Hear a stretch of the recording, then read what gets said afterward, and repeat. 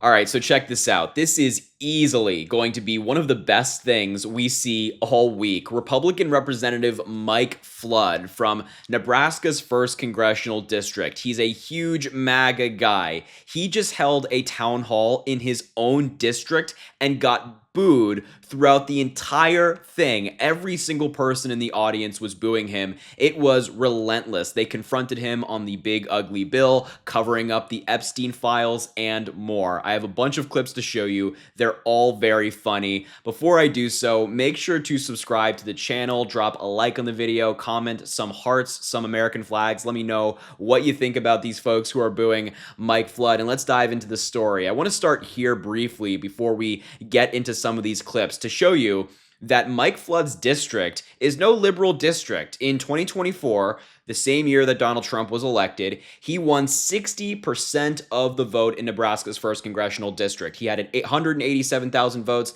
The Democratic challenger got 124,000 votes. This is a MAGA district, a ruby red district, and he's still getting booed by his own voters. So let's start here, where I think this is probably the worst booing of all the clips. I mean, it is deafening. He was asked about cuts to food assistance in Donald Trump's big ugly bill, and he said, quote, "We do not have unlimited money in the United States," and that really riled up the crowd. So just take a look at this clip. It is fantastic. Why did you cut SNAP and healthcare research?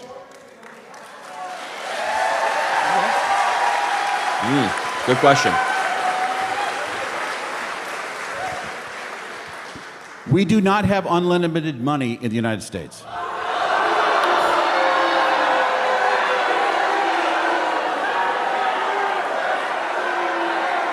In 2019, our country spent $60 billion on SNAP.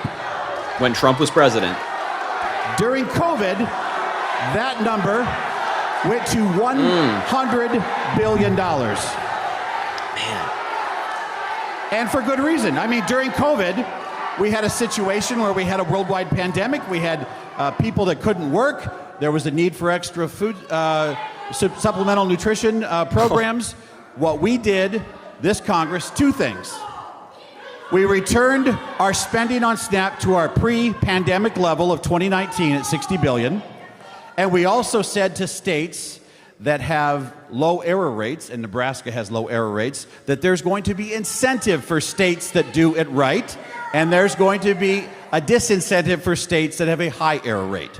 Now, yeah, I mean, he was really struggling to get through that. You can see that every time somebody was shouting at him, he was kind of startled at these people who are really pushing back on him. You know, when you're stuck in your little DC bubble of all your MAGA friends, it's hard to realize for these folks that his actions, his cutting of SNAP, what he's talking about right now, actually hurt a lot of people. A lot of kids are going hungry because of him in the Republican Party. These people in the crowd, maybe their children are going hungry and they're pissed off at this guy who's up here claiming, oh, this is a good thing. You know, we don't have unlimited money in the United States, but apparently we have unlimited money to give billionaires tax cuts and give them a bunch of incentives. And we have unlimited money to give Elon Musk another government contract for one of his companies so he can make some more money and remain the wealthiest man in the world. It's just such hypocrisy. And Mike Flood and all these other Republicans who have been booed at their own town halls are getting exactly what they deserve for siding with Donald Trump and voting for his terrible policy. Now, I want to get into that Epstein clip because, man, it's brutal, not only for him, but also for Donald Trump. He was asked, why are you covering up the files? And people applauded very loudly for that question, rightfully so, because we all want to see the files, and Donald Trump is covering it up, and he's part of that party. So let's take a look. Okay, next question. Why are you covering up the Epstein files?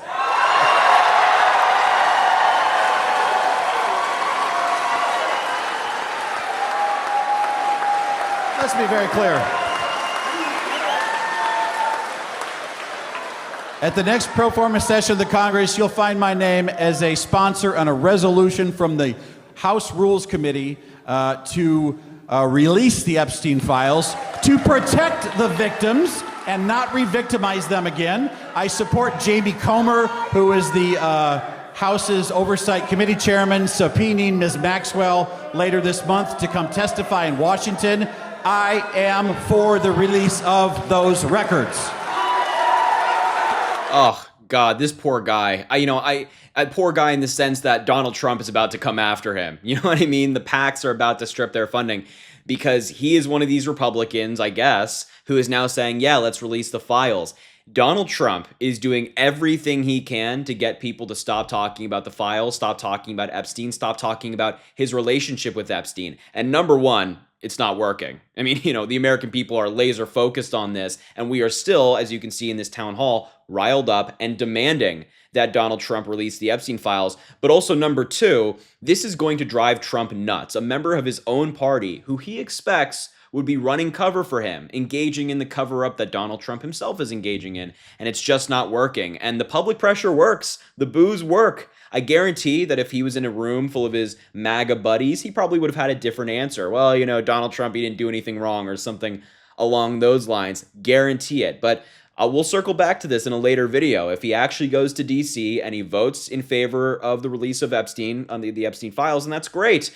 But I just not holding my breath for some of these MAGA Republicans who so consistently choose Donald Trump over the American people. Let me show you this last clip where he was asked about Trump firing the commissioner of the Bureau of Labor Statistics for the bad jobs report, blaming this expert who calculates the numbers and releases them every month, firing that person simply because Donald Trump has a terrible economy. And let's hear what he had to say. He also kind of throws Donald Trump under the bus again, which I'm sure will add to Donald Trump's anger. So let's take a look. I will say this, though. If all that person did was get the data out there, if all that, and I don't know that's the case, but if that's all they did, I would not have fired her. I mean, to be honest, but I don't know because things are complicated. It's easy to listen to a 30-second story on TV and think that you know all the details. I don't know all the details. But I'm sure we will be talking about that when I get back to Washington in September.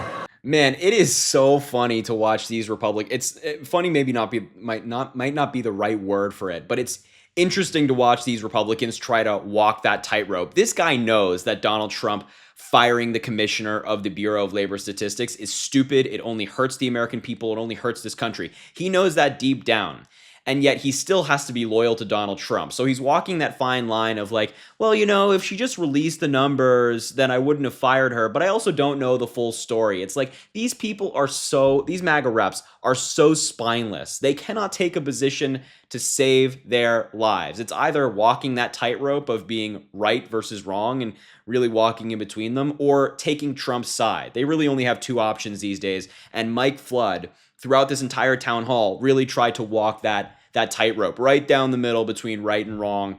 He knows deep down that what Trump is doing sucks. He knows deep down that what Trump is doing with his Epstein cover-up is wrong. And yet he still has to, because that's what the MAGA base is, or the MAGA party is now. If you go against Donald Trump even just a little bit, you're now in the crosshairs. So, man, I just loved this clip, especially the first one I showed you, of Mike Flood getting booed. And as I've said before, I encourage, if you have unfortunately, you have a Republican rep in your district right now, go let them know what you think about them in these town halls in a peaceful way, of course. So anyway, I will leave the video there. Thank you so much for watching. I appreciate you being here. Make sure to subscribe to the channel down below. It really goes such an incredibly long way. I appreciate everybody who does so. Make sure to drop a like on the video, comment, let me know what you think about the story.